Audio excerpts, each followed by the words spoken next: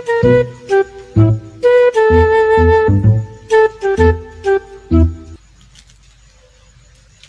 आज मी येतं गंगाराम जयंती निमित्त आपल्याला दोन शब्द सांगणार आहे। जल्दी बोल, कल सुबह पनवेल निकलना है।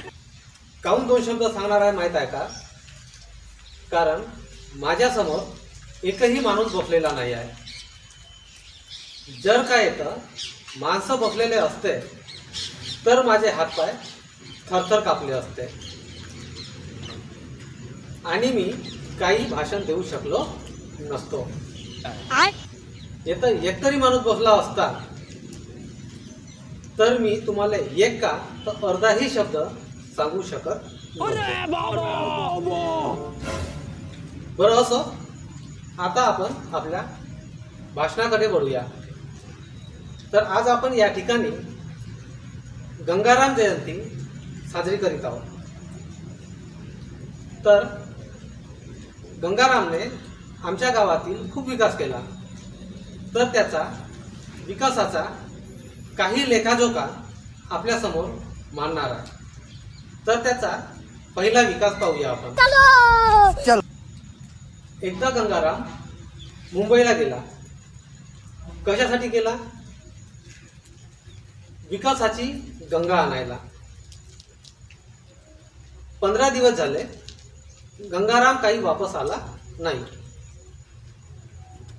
16व्या दिवशी तो मुंबईहून आला तेव्हा तो रिकामाच आला।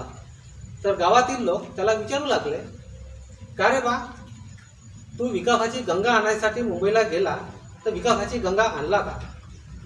तर तो त्यांना म्हणाला, मी संपूर्ण मुंबई पालथी टाकलो, संपूर्ण मुंबई फिरलो, परंतु मला नाही विकास मिळाला, नाही विकासाची गंगा भेटली, म्हणून मी वापस आलो। करे हे कर हे कर हे कर हे कर हे करे भाई हे करे, असा गंगारामने त्यांना उत्तर दिलं। आता आपण गंगारामचा दुसरा विकास पाहूया।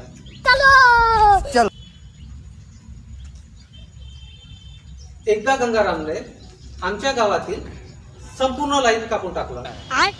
त्यांना गावातील लोक विचारू लागले, का रे बा, लाईन का बरं कापला गावातील? तर तो म्हणाला, हे लाईनीचं बिल होय का हो येते, ह्या बिलाबाई मी लाईन संपूर्ण गावातील कापून टाकली। असा तो गावातील लोकांना उत्तर दिला। तर आता आपण गंगारामचा तिसरा विकास पाहूया। एकदा गंगाराम किराणा दुकानामध्ये गेला व किराणा दुकानदाराला म्हणाला, मला तू 1 रुपयाचा लेहंगा दे। लेहंगा समजते ना? लेहंगा म्हणजे परकत, पेटीकोट बाया लावतात त्या, नाही का? जुन्या काळात पेटीकोटला लेहंगा म्हणत होते। दुकानदार त्याला म्हणाला, लेहंगा आमच्या दुकानात मिळत नाही, तू लेहंगा घ्यासाठी कपड्याच्या दुकानात जा। अच्छा। त्या दुकानदाराला किती समजावून सांगितलं की तू कपड्याच्या दुकानात जा, परंतु गंगाराम मानाले तयारच नव्हता। तू मला जोपर्यंत लेहंगा देत नाही तोपर्यंत मी इथून जाणार नाही, कारण मला लेहंगा तुमच्या दुकानातून आणायसाठी सांगितल्या। त्यामुळे गंगाराम पूर्ण दिवसभर तिथंच बसून राहिला। शेवटी दुकानदाराच्या लक्षात आलं की तुला लेहंगा सांगितल्या की लवंगा सांगितल्या। त्यावर गंगाराम दुकानदाराला म्हणाला, हो हो, मला लवंगाच सांगितलं। तेव्हा कुठं दुकानदाराने 1 रुपयाच्या त्याला लवंग दिली। तेव्हा कुठं गंगाराम घराच्या मार्गाला लागला। हा गंगारामचा तिसरा विकास। आता आपण गंगारामचा चौथा विकास पाहूया।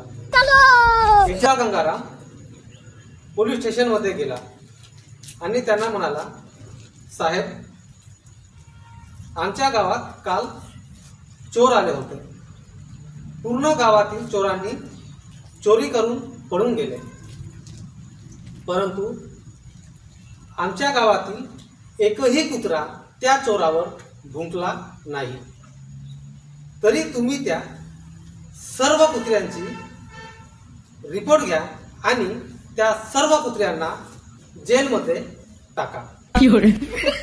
आता सांगा, त्याच्या जागी तुम्ही असत्या तर त्या कुत्र्याची रिपोर्ट दिल्या असत्या की चोराची रिपोर्ट दिल्या असत्या? असा आमच्या गावचा गंगाराम होता. आता आपण गंगारामचा 5वा विकास पाहूया. एकदा गंगाराम बैल जोडी घ्यायसाठी बाजारात गेला. ठीक आहे. त्याच्याकडे चांगली जोडी होती, त्याच्याकडे गेला आणि त्याला म्हणाला, किती रुपयाची जोडी आहे ही? त्याने गंगारामला सांगितलं, ही जोडी 40,000 रुपयाची आहे. त्यावर गंगाराम त्याला म्हणाला, ठीक आहे, 40,000 रुपये देतो तुला, पण माझ्या मताप्रमाणे बैल जोडी पाहिजे. त्यावर तो बैल विक्रेता त्याला म्हणाला, तुमच्या मताची कशी बैल जोडी पाहिजे? त्यावर गंगाराम म्हणाला, बैलजोडीबद्दल माझे काही प्रश्न आहेत, ते प्रश्न पहिले मी विचारतो. तर गंगारामचा पहिला प्रश्न असा होता, तुमची जोडी पटाची होय की शेती करायची होय? त्यावर बैलजोडीवाल्याने उत्तर दिलं. बैलजोडीवाला म्हणाला, ही जोडी शेती करायची होय. त्यानंतर गंगाराम त्यांना दुसरा प्रश्न विचारू लागला. ठीक आहे, आता दुसरा प्रश्न माझा असा आहे, ही जोडी बंडिले जुताची होय की नांगराली जुताची होय? भाई यहाँ पे क्या हो रहा है? भाई यहाँ पे क्या हो रहा भाई? त्यावर बैलजोडीवाल्याने उत्तर दिलं, तीनही याले माझी बैलजोडी जमते. त्यानंतर गंगारामने तिसरा प्रश्न विचारला, मी ही बैलजोडी नांगराले किंवा वखराले जुतल्यावर 120च्या स्पीडने जर धावत असेल तर मी ही बैलजोडी घेतो, नाहीतर मी ही बैलजोडी घेणार नाही. असे म्हटल्याबरोबर गंगारामने परती वाट नाही सुधारली. काहून नसेल सुधारली हे आता तुम्ही समजू शकता. आता आपण गंगारामचा 6वा विकास पाहूया. एकदा गंगाराम जंगलात काड्या आणायला गेला. गंगारामनं घरी काड्या आणल्या. दुसऱ्याच दिवशी वनरक्षक साहेब गंगारामच्या घरी आले व गंगारामला म्हणाले, आम्ही जंगल वाढवण्याचा प्रयत्न करतो आणि तू जंगलातून काड्या आणलास, हे तुझं बरोबर नाही. ठीक आहे. गंगाराम त्यांना म्हणाला, मी काड्या आणलो ते तुम्हाला कसं माहीत झालं? त्यावर वनरक्षक साहेबांनी गंगारामला सांगितले, आम्ही जंगलामध्ये ठिकठिकाणी व्हिडिओ कॅमेरे लावलेले आहेत. त्या कॅमेऱ्यामध्ये तू आम्हाला दिसला आहेस. त्यावर गंगारामने वनरक्षक साहेबाला खूप सुंदर उत्तर दिलं. जल्दी बोल, कल सुबह पनवेल निकलना है. गंगाराम वनरक्षक साहेबाला म्हणाला, तुम्हाला ते कॅमेरे लावायचे सांगितले कोणी? ते जर कॅमेरे तुम्ही तिथे लावलेच नसते तर मी तुम्हाला दिसलोच नसतो आणि तुम्ही माझ्यापर्यंत आलेच नसते. हे उत्तर ऐकून वनरक्षक साहेब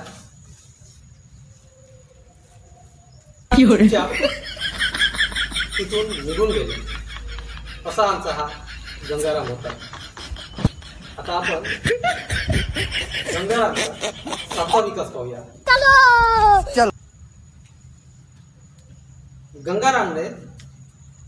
आमच्या गावातील सर्व नाल्या बुजवून टाकल्या. लोक त्याला विचारू लागले, काऊन रे बाबा, काऊन तू गावातल्या नाल्या बुजवून टाकला? त्यावर तो म्हणाला, आम्ही टॅक्स भरतो ना, उपसत बसतील ते, आपल्याला काय करावं लागतंय? काय फुकटचा टॅक्स देतो का? असं गंगारामने त्यांना उत्तर दिलं. एवढे बोलतो आणि इथंच आपले भाषण थांबवतो. जय हिंद, जय भारत.